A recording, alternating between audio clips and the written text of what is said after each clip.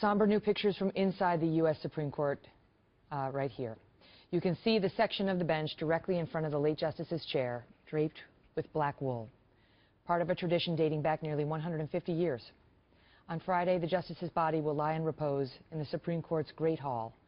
It is a solemn honor for a man who is remembered for loving life and laughter. Here now in his first interview since his father's passing, Justice Scalia's oldest son, Gene Scalia, a respected attorney in his own right. Gene, thank you so much for being here. Our condolences on the loss of your father. Thank you. Thank you, Megan. Thank you for having me. How do you think you and your family will remember him, and how do you think he'd want us all to remember him?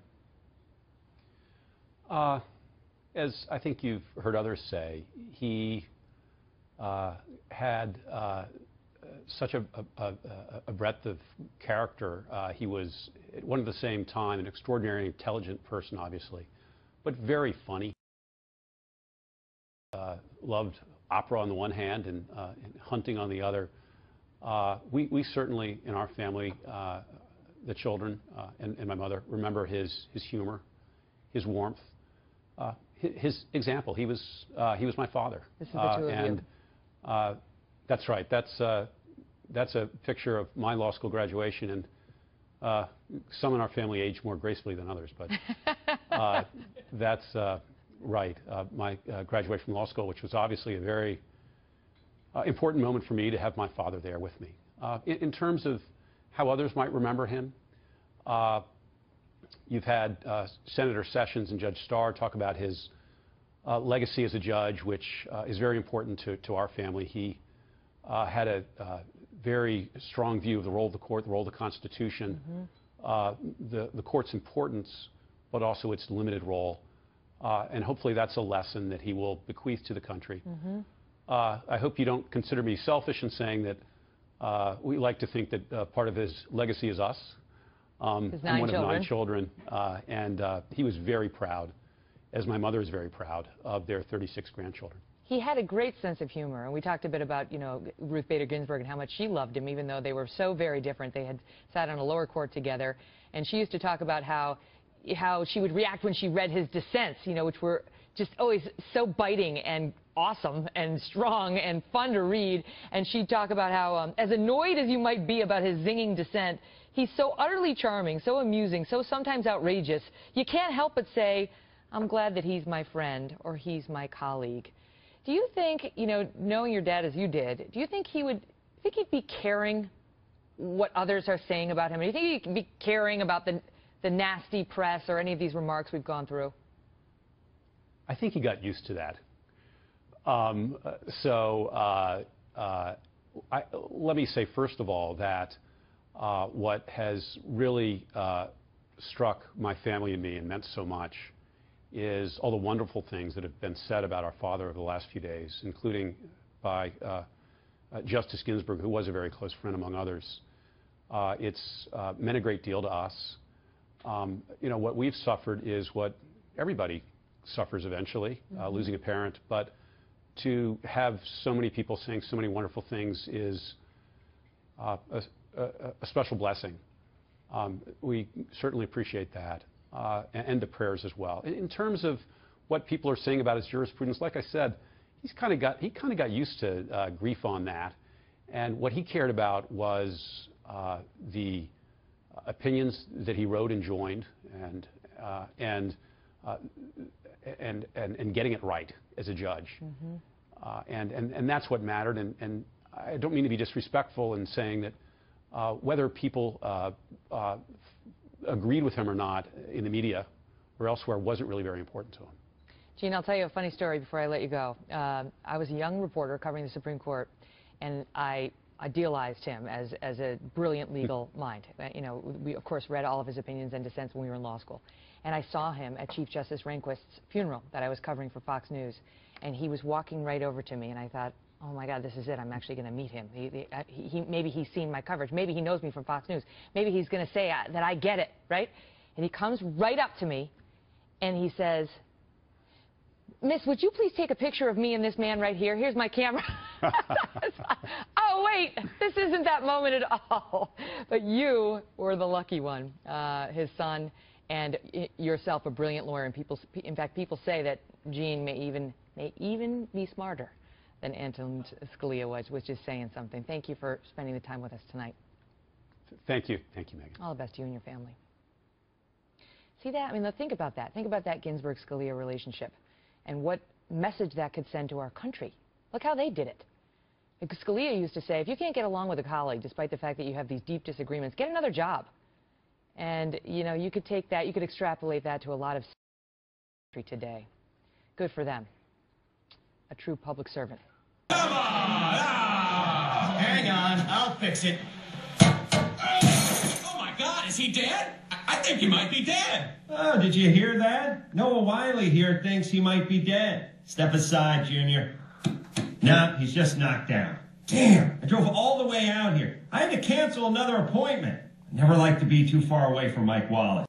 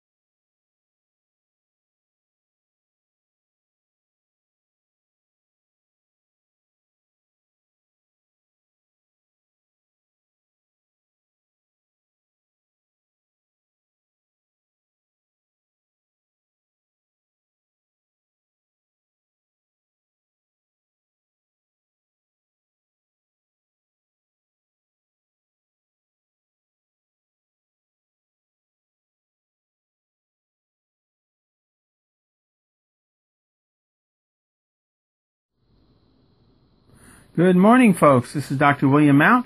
It's February 2016. Be ready. We just got a call from someone and we found out that Judge Scalia was murdered. And it all has to do with this republic that will be announced soon. There were bruises found all over his body and a small puncture wound over his left heart. Small puncture wound, bruises over his body.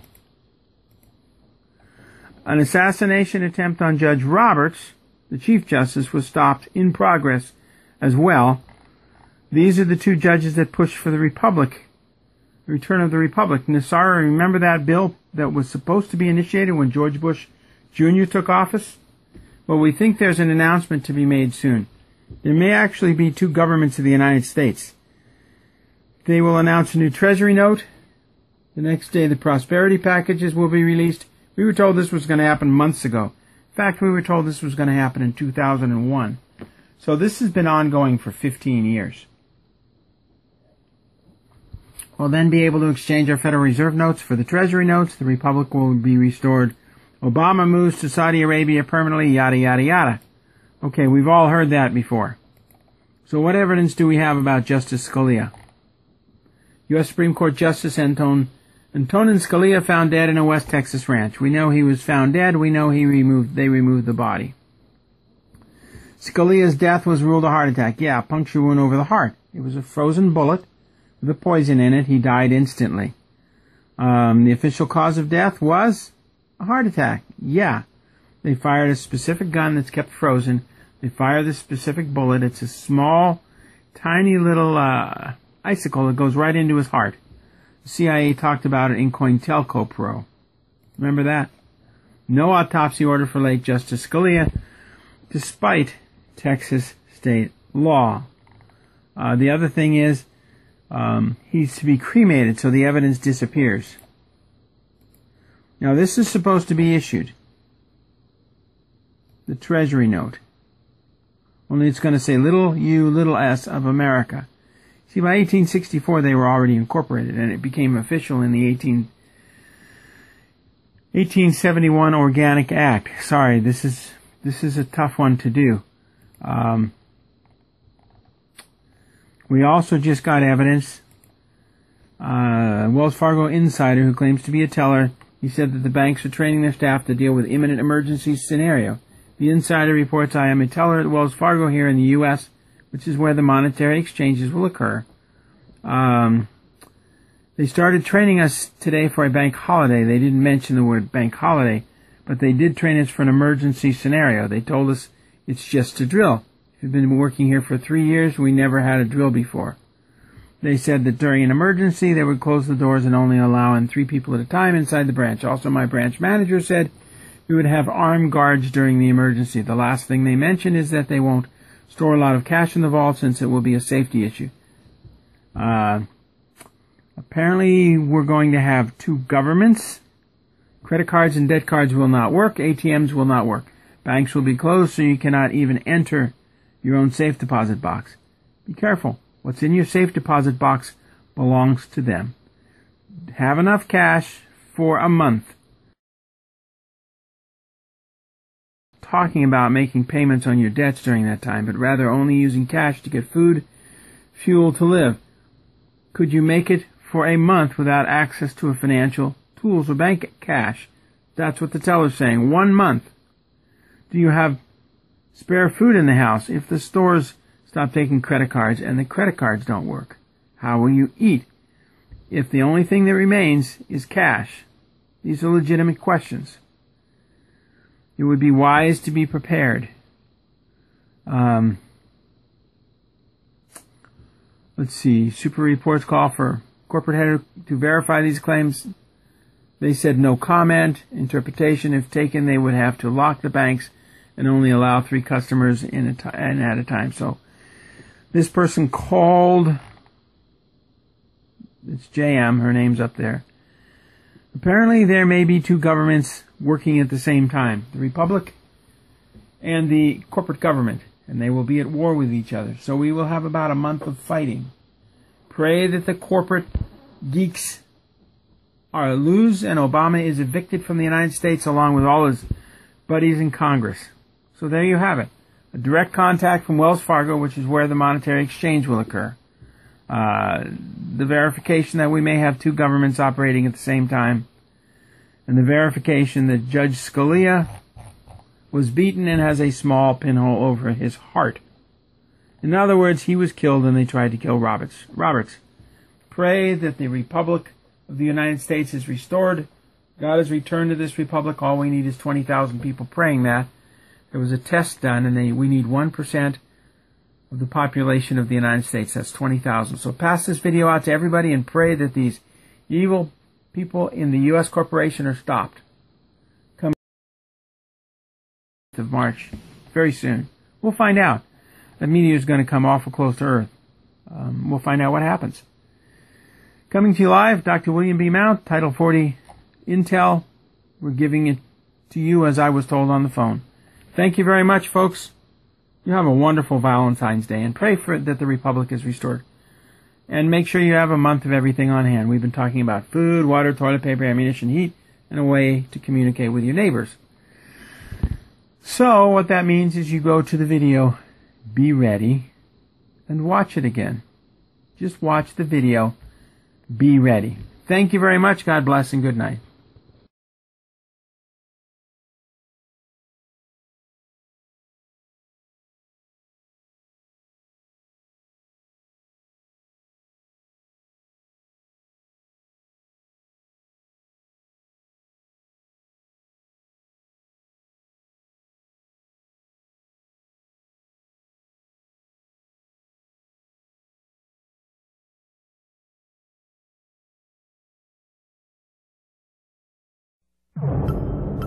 From the best-selling thriller by John Grisham, author of The Firm and The Client.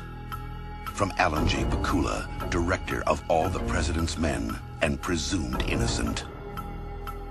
Julia Roberts, Denzel Washington, the Supreme Court of the United States, our ultimate symbol of law and order. But in a single night, 2 of its justices will be brutally assassinated. 1,000 miles away in New Orleans, a lone law student has pieced together who did the killings and why, and created a document that has become known in the corridors of power as the Pelican Brief. Now, she has become a target, and the only person she can trust is an investigative journalist. Everyone I've told about the brief is dead. If this thing reaches as deep and goes as high as we think it does, these men will do anything not to be exposed.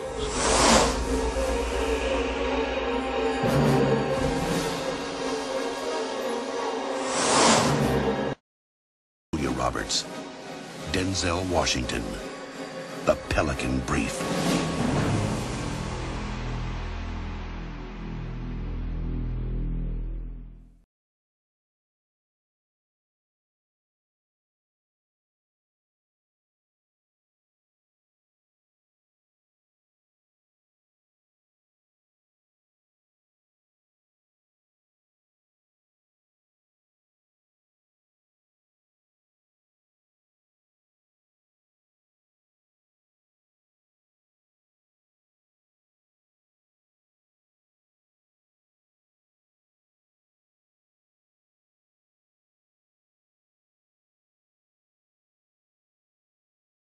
Also, I had to find, one time they wanted me to find out if there was such a thing as a poison that was undetectable, especially one that seemed to mimic a heart attack, that would kill someone, but it would appear that they had a heart attack. I did find such a thing.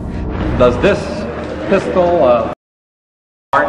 Yes, it does, Mr. Chairman, and a special one was developed which potentially would be able to enter the target without perception.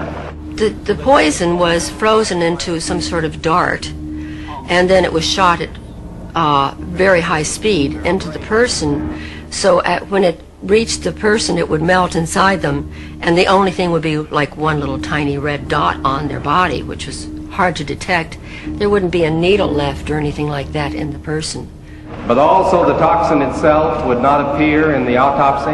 Yes, so that there was no way of perceiving that the target was hit.